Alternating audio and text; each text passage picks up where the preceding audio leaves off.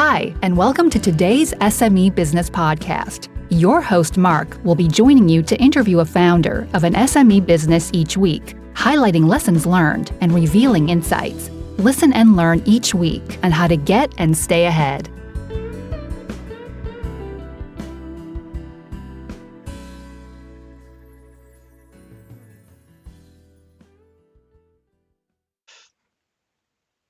Hi, dear listeners. Welcome to the SME Business Podcast. Today we're joined by the team of Vaultree. Normally, I get one esteemed guest, and today I have three esteemed guests. So I feel a bit outnumbered, but that's a good way. Vaultree, the team is here on the podcast, and they're based in Cork in Ireland, which is fun because it's one of those things. Actually, when I was younger, I used to travel there, so I was like, hey, I remember that name. Um, Vaultree is a business that does data protection as a service, and is really well suited to help small business owners protect their data. So we're gonna dive in deep in it. And the cool part is also they started in the middle of a pandemic, which is like already extra jobs. Now I wish we had reactions where people could be like clap clap. There's not a Facebook Live. They were born in the cloud, and it's a team of five. Today we're joined by Tilo, Shaun, and Kevin. Welcome to the podcast. Hi, nice to meet you, Mark. Mark, thanks for having us on. Yeah. I have a few questions, and again, it's one of those things. Yes, I have some questions that I normally ask, but also feel free to add stuff that you go like, hey, this is actually helpful. Um, yeah, the first thing. Can you tell me a bit more about yourself and how you got into the entrepreneurship? Sure. So I grew up in Germany, and I was basically raised in a pretty linear way. Let's put it like that, right? So not really much breaking out of the box, right? Thinking out of the box.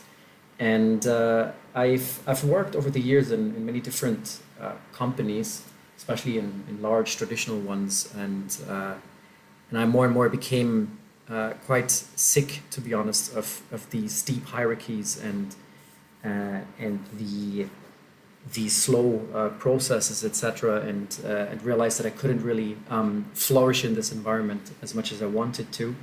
So that's how basically I came to the conclusion that maybe a startup environment would be better for me.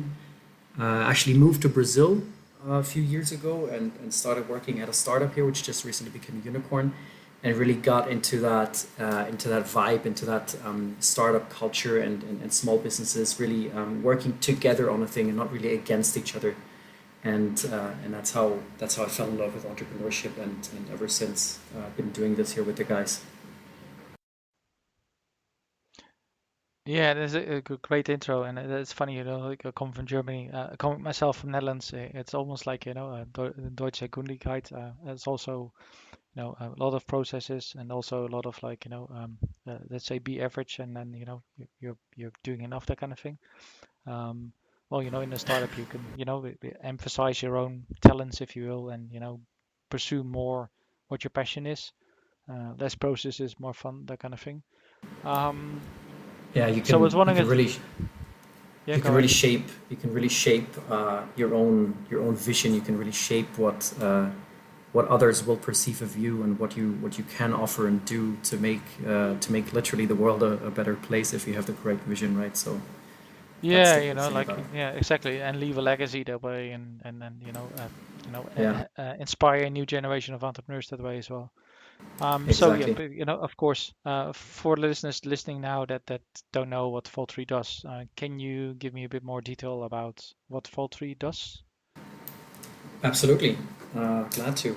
So Vaultree basically came to life because of everybody knows the ever-growing problem of data hacks and leaks, and it's not necessarily the fault of hackers who become more sophisticated, but also internal leaks in companies, right?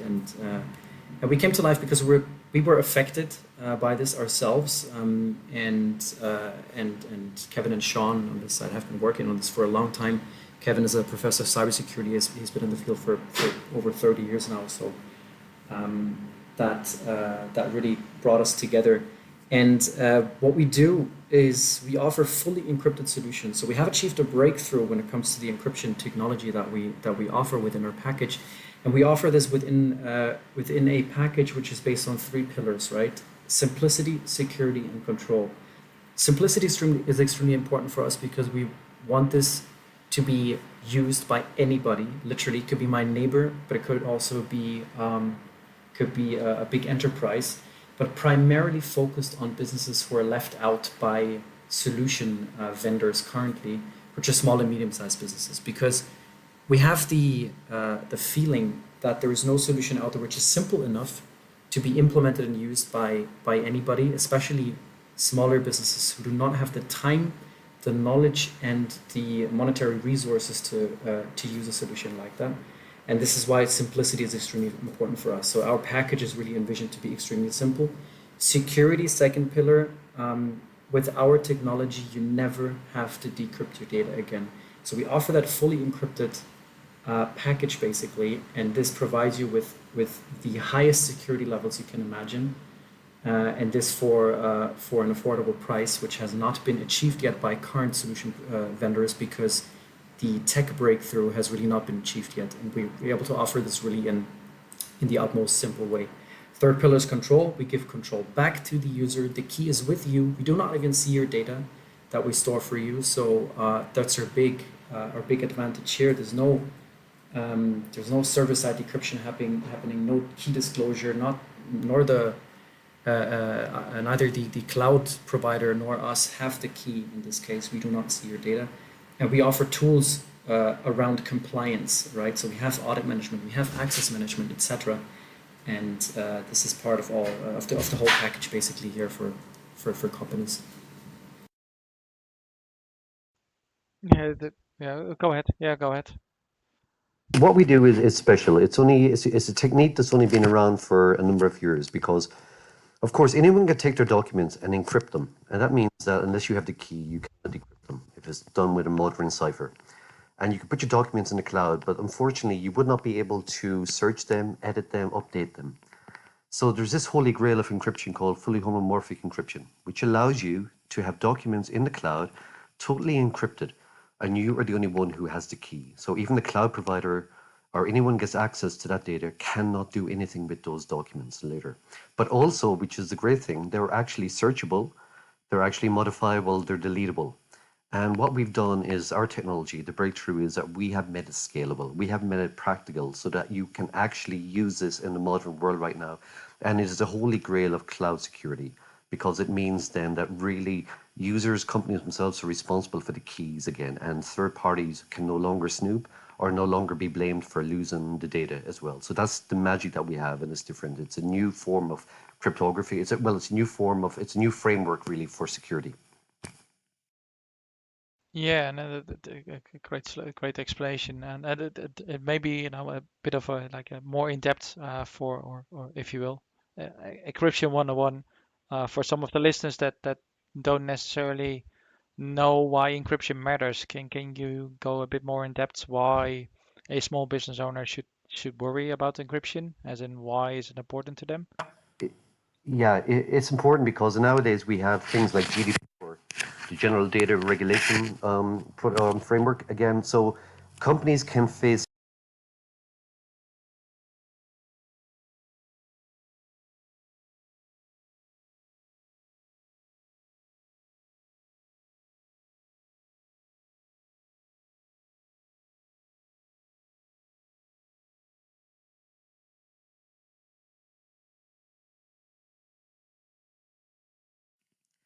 So it's important for companies to actually secure the data. Otherwise, they risk large regulatory fines from organizations again.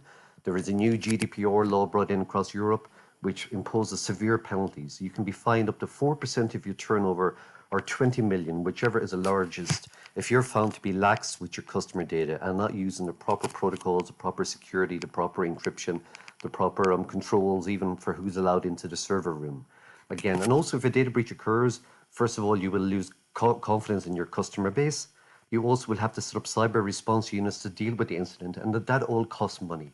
In other words, data breaches affect businesses very much. And thank goodness, because of GDPR, we're finally seeing where the C-suite, the CEOs are putting more money into cybersecurity, where in the past, technical people in cybersecurity world would go along to the boss and ask for money. We need more resources, but they would just think, well, hang on, we haven't been breached this year, everything's safe. Therefore, do not worry about adding any resources. But now with the fines, even the CEOs and management who are not technical, they know that they are coming under more scrutiny because it's so important. Because it's a great way of protecting the public. In other words, now we're seeing less when you sign up for things. GDPR disallows them to be able to by default, subscribe you to a mailing list. All these dark practices they did before, they have to be upright about it. And again, there's legislation applying to material that you store for people under 13. And again, it's putting the onus back in the companies again. And it's done in a much better way than the stupid cookie law. The law that, that thing when you go to a website and you have to click here to accept cookies, that doesn't do anything for user education. It does nothing for cybersecurity.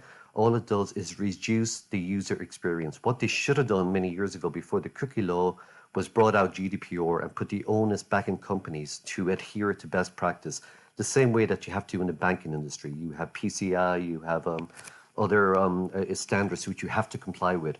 And again, and there's the FSA in the United States who enforces this and everything else. And that's what we needed. And the cookie law was one of the most stupid laws ever invented for the internet. Yeah, the cookie law is like it's kind of dressing up.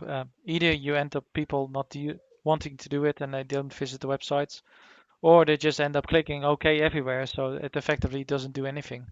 So yeah, I completely agree. And like you said, regulation is changing. So yeah, that's that. Can you mute yourself? Sorry. Changing as well, where like you said GDPR, but other regulations are changing. Insurance is changing, so past boardrooms will be like, hey, I'll transfer the risk and you just get insurance, and I'll hire two people to pretend to be doing cybersecurity for a company, and that's about it. And regulators and such are letting companies get away with less and less, and we already had like big fines for the British Airways and such of the world, where they were paying, basically paying, saying you have to pay a big fine because of GDPR. And then in the US, New York Financial Services Regulator is even looking to go further, where they want to make directors personally liable, not just for financial due care or due diligence, but also when it comes to cybersecurity. And they said, yeah, we're looking initially at like fines, and then potentially if we at one point if they don't approve, we're looking at prison sentences, which is massive, because cybersecurity has always been like people go like, well, you have to do the right thing, but it's like, if a regulator doesn't force me to do it, then why do I do it? Because it's just a cost center. So thankfully, companies are now starting to realize it's the cost of doing business, really. Yeah, so it makes sense. That's a good term, yes. The cost of doing business, yeah. Yes, yeah, and then I would say, as a techie myself, I was like, I was reading a bit. So the combination of homomorphic and SSE encryption, what makes it so unique? Shaun, you can take this one. Yep, not a problem. Happy to jump on here. I suppose what makes our solution unique, I think it's probably fair to say, Mark, the efficiency of this solution. Any cybersecurity product that is brought in, it tends to have some kind of performance impact on the end user there, and that can be from, I suppose, a standard algorithm efficiency point of view, or that can also be from a usability point of view. Technologies like fully homomorphic encryption, the concept behind that has been around for a long time. Solutions to it have only existed for around 10 years. It's a fantastic concept and it's a fantastic building block, but it's still very much that at the minute in terms of being a building block. We can use it to do really trivial operations such as add two encrypted numbers together, and the result of that encrypted number would be the same as if we did that over plain text data, for instance. But to actually build like larger applications from that building block, the scalability just isn't there at present. I mean, we can build out applications for these technologies, but to do basic types of computations can take minutes and hours in some cases. With our solution with searchable symmetric encryption, it's an incredibly efficient way of searching data while it remains encrypted. Okay, so again, the idea behind this has been around for over 20 years now, and it's very much about trying to strike a balance between functionality and security. With your standard deterministic encryption, your AES encryption and so on, you get full security with that solution. You encrypt your data in such a way that there's zero usability of it. Okay, so you have to decrypt that data in order to work with it. And I suppose with the standard approach to that at present is that most organizations out there will use encryption at rest. Okay, so whenever your data is stored on the hard disk, it's encrypted. But if that cloud provider wants to do any type of processing over your data, they have to have the keys necessary to decrypt that. And the reason that they need the keys is because they can't have any functionality over that. In our case, we've got a great suite of functionality that can be done over encrypted data. So in essence, you don't need to decrypt your data to do useful pieces of functionality with it. But again, we do that in an efficient manner.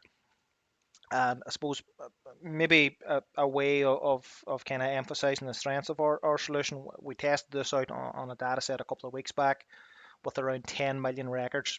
And I suppose we did a SQL query over that data set, and I knew that when I performed that query, that it would only match one record in that entire data set. To do that over a deterministically encrypted data set, everything had to be decrypted first and foremost. We had to decrypt the specific column that we were looking at. And to match that one query took 22 minutes. And I can't remember, was it 22 minutes and 15 seconds or 22 minutes and 16 seconds? Because everything had to be decrypted and everything had to be searched. Using our solution, that search was done in less than 1 second.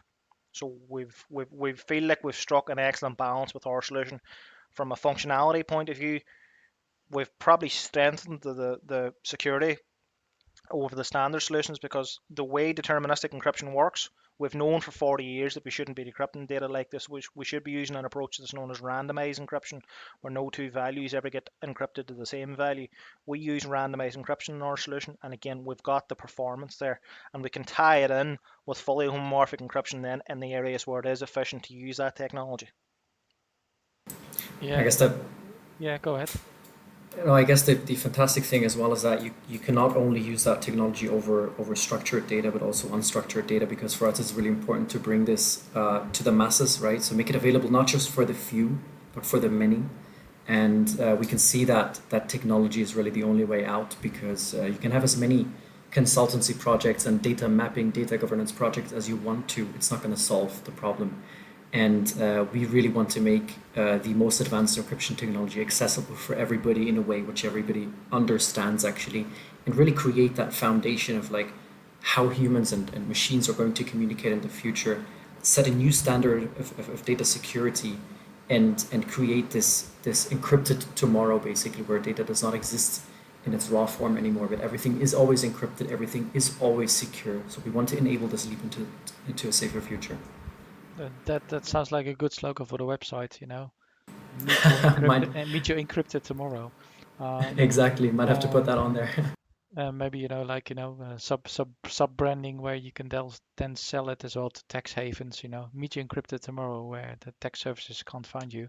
Anyway, that's a weird techno joke. Anyway, I was gonna say as well. So if a small business owner is listening and they go like, "Oh, that sounds really technical. Like, how easy is this for me to procure and implement? What would be some steps that they would go to, beyond, of course, paying?"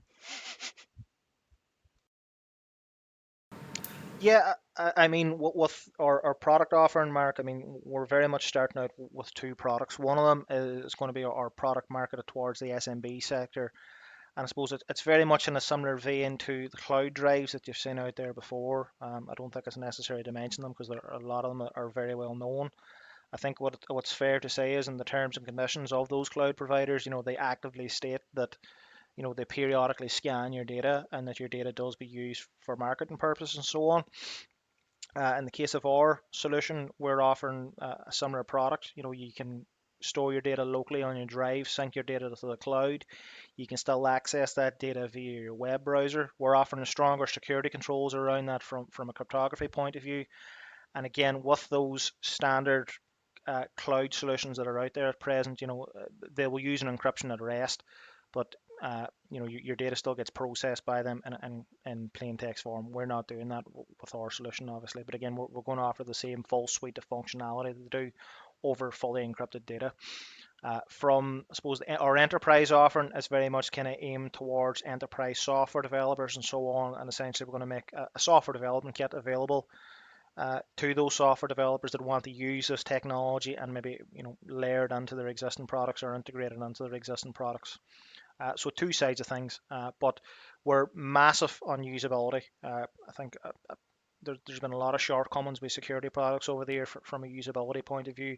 We've worked with usability, UX engineers, usability engineers, and so on as part of this project, and we've very much tried to nail that from that point of view to make this as simple and easy to understand for end users. You don't have to be a CTO, as Chief Information Security Officer, to use our products. We want to make this as simple and easy to understand as possible. Yeah, that sounds like a great offering. And then offering solutions for both like smaller business and enterprise. Because yeah, as you probably know as well, a lot of the cybersecurity solutions are focused on large enterprise, and there's not so much for small and medium enterprise.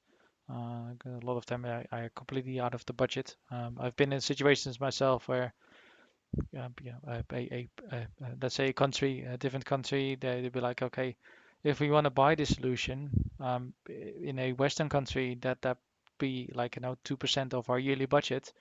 But if I sign here on the line, and then effectively I'm giving you my whole yearly budget.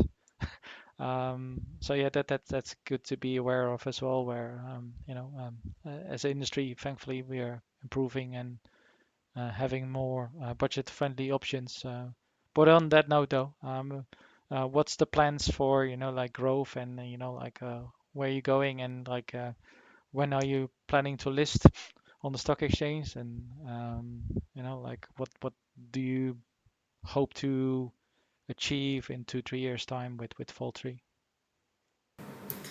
I guess for us, it's really about bringing this product to the market to help anybody, even without prior knowledge in data security. How fast that happens is not really the most important aspect. How fast the growth happens, because as long as we can help a large number of businesses in fulfilling their demands, basically of strong data protection, we're happy. But of course, we want to grow this out in a way where we reach the masses, right? Not just a few people. I guess to be listed on the stock exchanges is in the far future here. But in the next 2 to 3 years, we want to at least have the product available on several continents. That sounds like a great goal already, having presence in multiple continents. So yeah, completely agree there. What I would like in 3 years' time, or maybe a little bit longer, but is when data breaches occur, people would turn to each other and say, "Oh, you didn't Vaultree it. I want Vaultree to be synonymous with data security and best in practice." So that's what I would like. That people, it would be a household name, Vaultree. Yeah, I was gonna say, like make it in like instead of a Google it, Vaultree it. That'd be nice. Or like if you're talking about hot tubs, everybody goes like jacuzzi, like make it like that where everybody else then tries to copy Vaultree and then Exactly. Yes. like or like Hoovers or whatever, everybody goes like it's Hoover it and it's like it's not an Hoover. Um, I was wondering as well, so like starting a business in the pandemic, that's already major chops, to be honest. Like applause for yourself, pat on your back. Thanks a But I lot. was wondering Again, as well, is like what could governments around the world do better to help small businesses grow? I would just say one thing because, again, I'm a technical guy, But one thing governments could do, and the pandemic has speeded it up because us in the geek business, we were using video conference for years and doing other things, but online shop and everything else. We live online, that's our job. But one thing governments could do is really put more money into broadband. It's the lifeline for the outside world. Just increase the capacities. In fact, that's not helped by the wars at the moment in the 5G market, which could delay, especially in the UK, which has blocked out some of the leading providers in 5G, and that doesn't help us. But one thing governments could do is just invest in broadband, because it's the lifeline for most of us for the foreseeable future. Yeah, because yeah, a good point you're making. I didn't even think about that, but yeah, I know in UK like it's a bit of an issue where like you have spots outside of like of course like London where they have like good broadband because they just happen to have had a project where somebody like put in money or like a private public corporation kind of thing.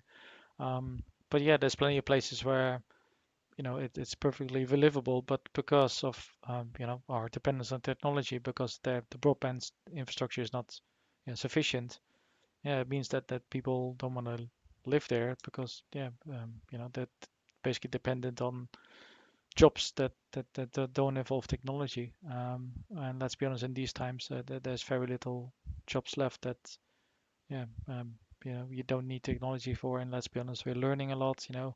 Everybody's looking at YouTube and such, and continuous learning is not going to go away. So yeah, I agree. Like broadband is so important because it can help level up regions without immediately having to say like okay, we need to move some headquarters here and there. Bring more people in, and also one of the things that like I like focusing on is like um, like reaching out to forgotten communities, if you will, um, to help inspire a new generation of entrepreneurs. Um, and then if it's easier because everybody has good broadband, they can attend master classes, and but there's probably going to be kids sitting there somewhere at home, um, and that master class might just be the spark they need to start working on their new business idea. So yeah, really important. Because unfortunately, the high streets of this world will never be as full as they are now. Shops were going to close. Just COVID has speeded the whole process up. There will be Yes. few shops in the future in the high street, and also cities like Manhattan or like New York, sorry, cities like Manhattan, even the district in London. Remote work is becoming part of life because companies can see the savings that they had, and they can see that really all it was freebies before, and the cost in travel and downtime. Of course, there's still time for networking. Hopefully that returns, but it'll never be in the scale it was for many years like it was before because people see the effectiveness now of Zoom and FaceTime and everything else. Yes. Yeah, and that's a thing as well with the high street. One of the things they could do, like repurpose some of the shop units and then make it into like co-working spaces and learning labs, and where people can learn new skills and basically get inspired. And like have great working spaces where people can sit where go like I can't work from home. There's no regular office anymore. I don't want to commute. But I still there's a working space, and then you can feed off each other and get inspired that way as well.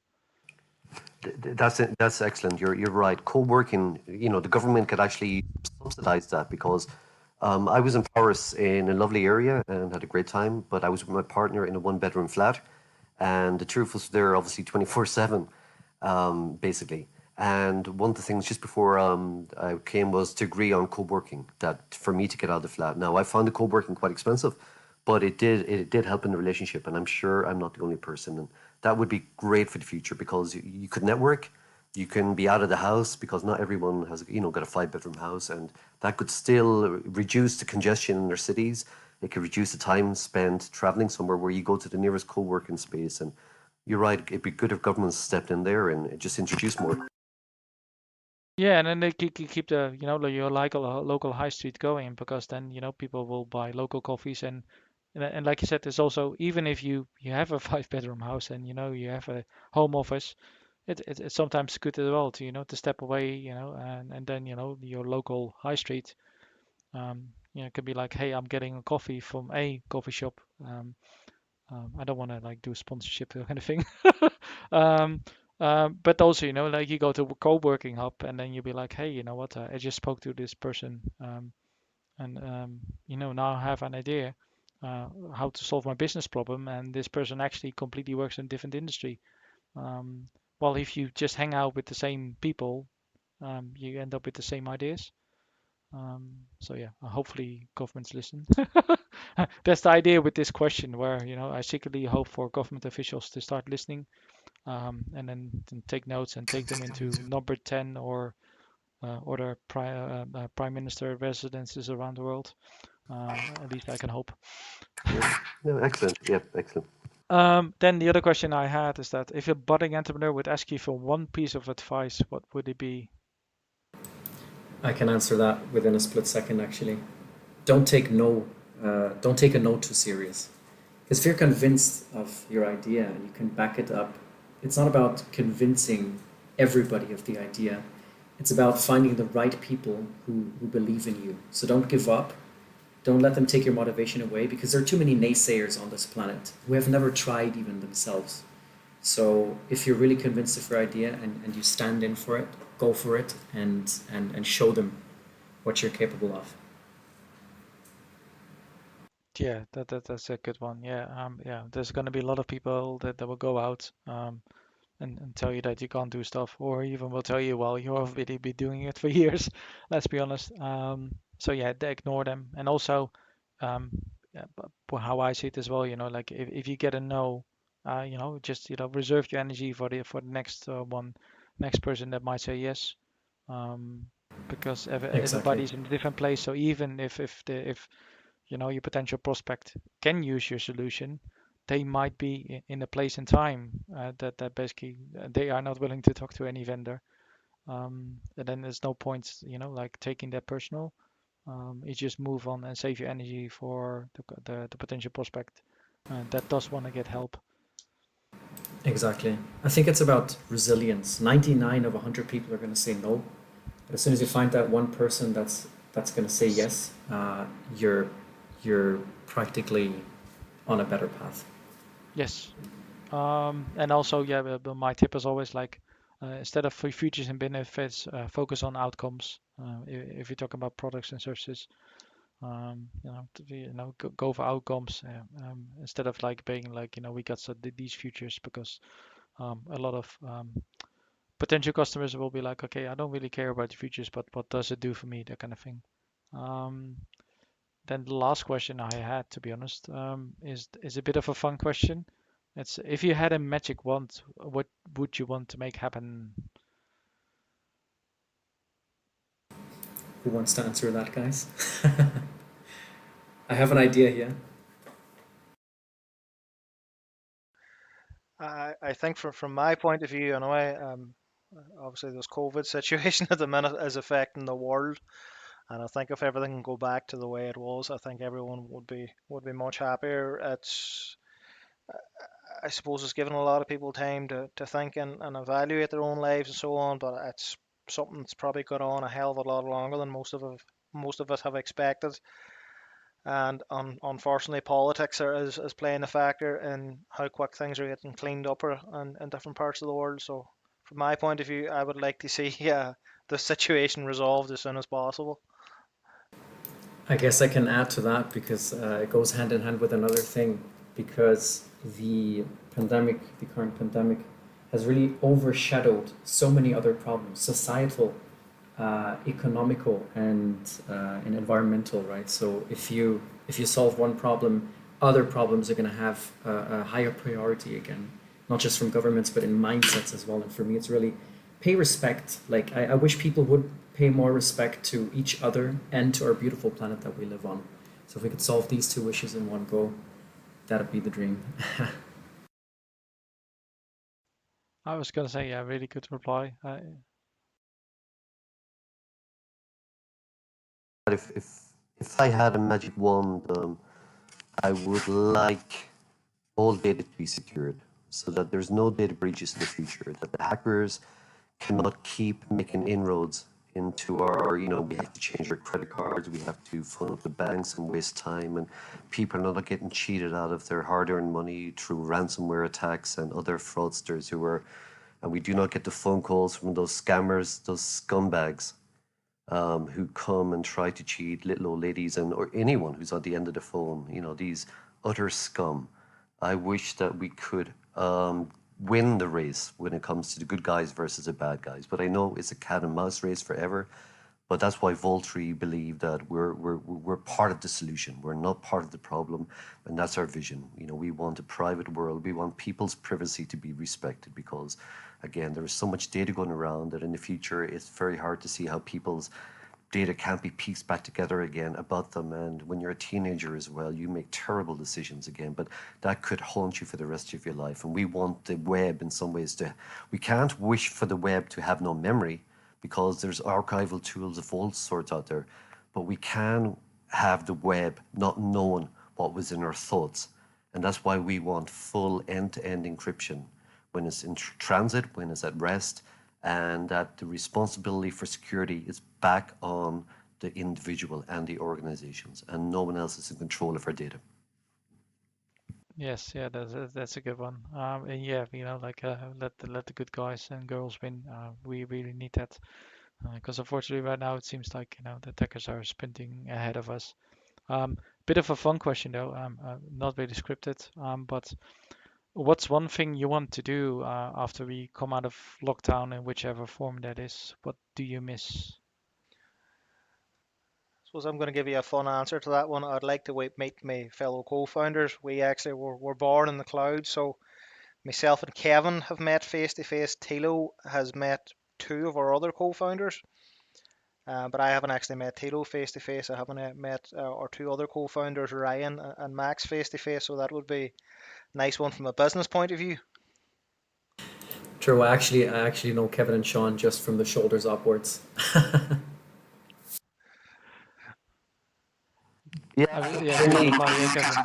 Yeah, for me, actually, it's just a simple thing. It's being able to sit in Starbucks or a coffee shop and work and not feel remote because I live on my own.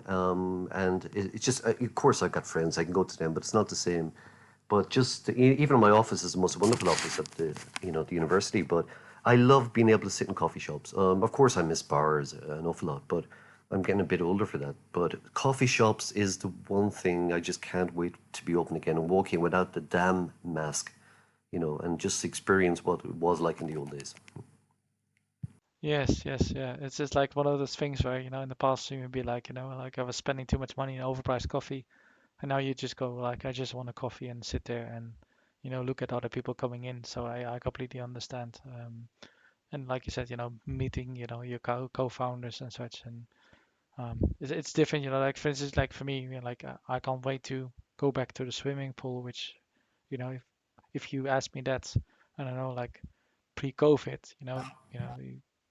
people would look at you like, like, what are you talking about? Why do you miss the swimming pool? But it's just, yeah, it's such a game changer that everybody's looking forward to their own little piece of, rest, if you will. That's interesting. I never would have thought of that there actually is people missing swimming. Yeah, that's crazy. Yeah, that's interesting. Everyone's. Yeah, to be fair, I have little kids, so yeah, it's one of those where seeing them happy and swimming as a parent, that makes you happy, that kind of thing. I never thought of that. There's a generation who lost a year of swimming. I never thought of that. A year and a half, probably. Yeah. My God, I never thought of that aspect of a child's life. Yeah. So now, you probably get like swimming teachers doing catch-up lessons because especially when they're younger, if you don't have lessons for a year, you potentially have to redo a class almost. Like it's almost like going to school. So that's going to be one of the things personally I look forward to. And hopefully, by the end of this year, it is all back to quote unquote normal. But yeah, the good part about, the hybrid world of office, gives more opportunity for people that are not living in a metro center, if you will, to still participate and reach for the stars. That's my main hope.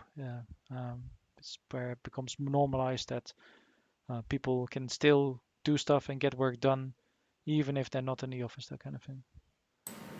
Beautifully put. I have a couple colleagues, and they moved in my old company. They moved back to their hometown, basically, which is far away from the actual company seat, and they found that their life is fulfilled again. They could be together with their families. They could live in their preferred place and work normally, and that is fantastic, I think. And at a cost which is a lot lower than in a big city, for example. So it's going to actually help people as well, finding back to economic stability, or actually gaining economic stability. Yeah, no, good point as well. Like you can be more with family because you might have moved to a big city to to get the career, but now you can move back to your hometown, which means that you get to spend more time with the family, and then not one of those things where you see your your cousins or whatever like once every 3 months, but you can see them more often, meet in a local pub once they're open again, of course. But anyway, I was going to say, Yeah. thank you all for your time. I hope it was enjoyable. Hey, where can the listeners find you? Like in LinkedIn, website, and such. Where should they go? Yeah, feel free to look us up on our website, vaultree.com. In LinkedIn, we're quite active on LinkedIn. Feel free to just drop us an email under hey@vaultree.com. We'd be happy to exchange thoughts. We'd be happy to help as well and work together on this important topic. Yeah, thank you. Again, like thanks for attending, and for the listeners at home, thank you for listening again to another episode of the SME Business Podcast, and thank you for joining me on this journey and listening to all these amazing entrepreneurs. Again, this episode I learned new things, so that's always great. And you at home, I hope you learned something new, and I hope we all get to return to having holidays and spending time on the surfboard or sitting on the beach, because I know a lot of us are waiting for us. So thank you again, and we'll see you again next time. Thank you for tuning in this episode. I hope you enjoyed the show, and I look forward to having you tune in again next episode. See you next time.